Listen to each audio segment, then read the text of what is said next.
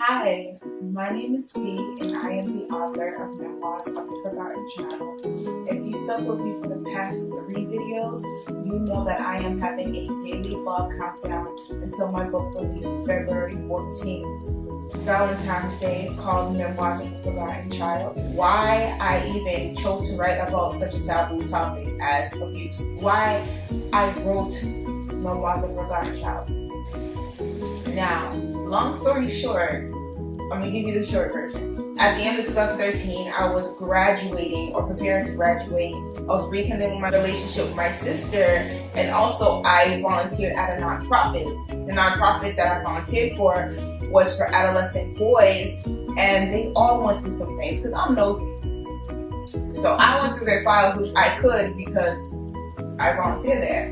And their stories were so interesting. It had so many complicated elements that layered each child, and you can see how they kind of ended up there.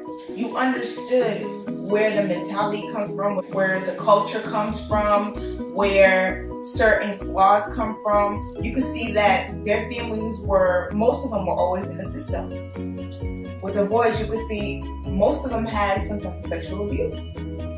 So it was just like hitting me at all angles, like, man, I gotta do something about it, but I didn't know what to do about it. So my sister was like, you should write a book. I'm like, ain't nobody gonna write no book. She's like, you should do it. And I'm like, I write for myself. I'll write poems, I'll write quotes, I'll write my thoughts, but I'm not gonna write no book. And she's like, you should.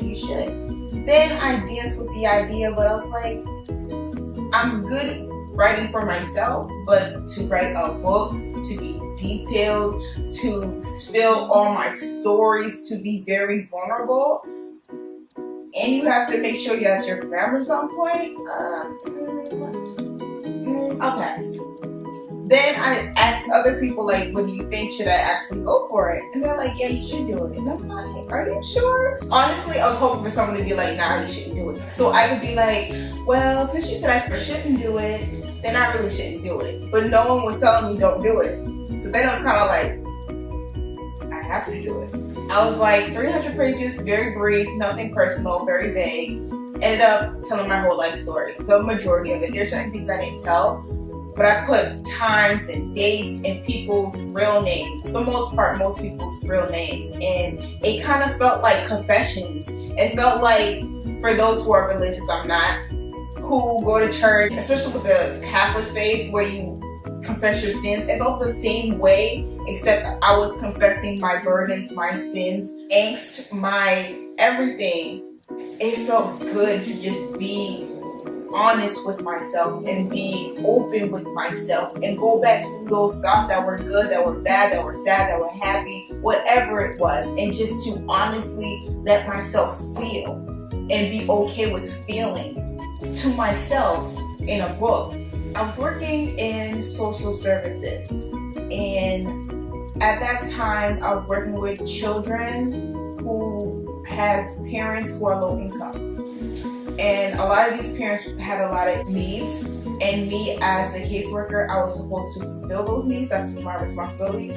So I would deal with parents who needed childcare, which the agency I worked for, that's what they provided, or they needed food pantry, or they needed shelter, or they needed clothing, or they needed like parenting. Even if they wanted to quit cigarettes, I was supposed to find all those resources for different families, and I was juggling 36 families in the average school year.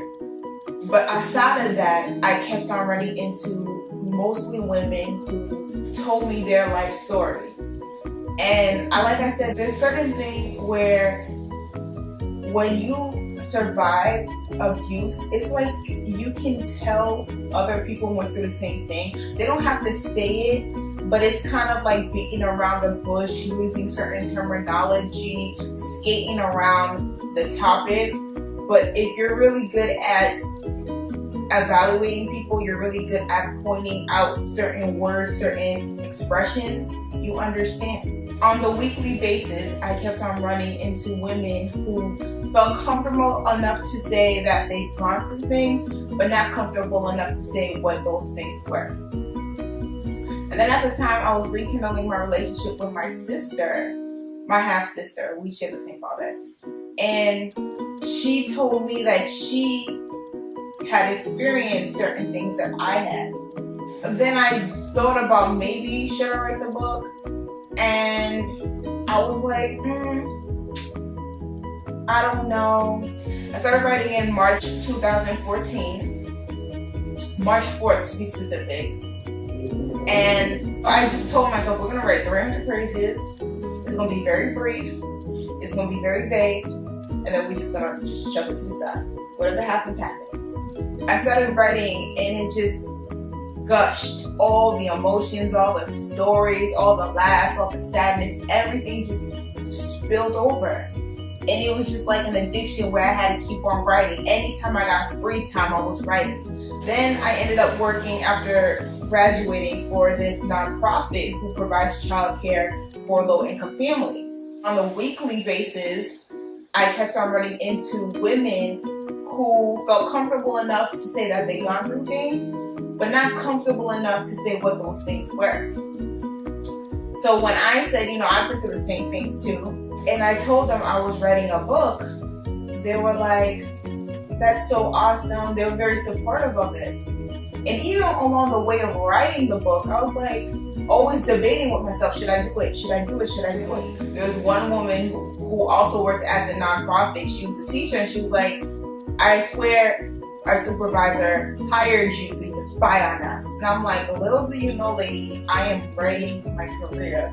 It has nothing to do with you. January 28, 2015, I finished. But I didn't finish in the sense of, okay, now fast forward, book dropping, editing. And I kid you not, I filled whole books. It took me about January 28, 2015. I was like, since I finished writing all this, I could just throw it away because I felt like it was a burden. I was purging everything that was in me, whether I remembered it, forgot it, buried it, subconscious, unconscious, whatever. I just spilled it all out. I really could just throw this away because I felt cleansed, kind of like a rebirth. But I was like, I can't just go this far and just throw it away because the story is bigger than me. May 12th.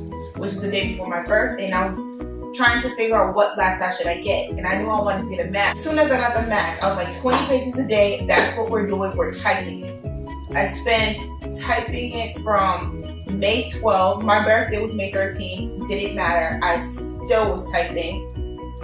Fast forward, I ended up finishing typing around June. But then it became editing, and I revised, and I took away things, and I added things, and I made sure the grammar was right. And then the last 3 times I edited, I ran it through Grammarly, and I had to get professionally formatted. He formatted it spectacularly. I think, personally for me, the topic came to me, then I came to it. Honestly, I wouldn't have even talked about it because I felt like it wasn't necessary to talk about, at least not for me. And that's how the book came to be. Like I said, it really wasn't me. I wouldn't have written it for me if it wasn't other people that I came in contact with and they were honest enough to open up to me and tell me that they've been through the same thing and they're looking for someone to speak about it, but they themselves don't want to. So I was just like, I have to, because I could see the dysfunction in it all. If I didn't mention I'm a psychology major, that's what I went to school for. I can see the hurt and trauma of it all. I can see the coping mechanisms. I can see all of that. So I was just like, I should, but would I? And I did. What I will say about writing, especially something that is so personal, it takes you back. It really does take you back. You relive certain things and you remember it crystal clear. You remember how you felt, what you saw, what you heard. And it's good to go back and let yourself feel, let yourself roam, let yourself be.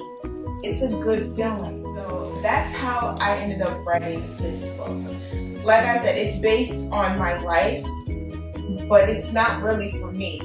That's how I interpret it. That's how I speak on it.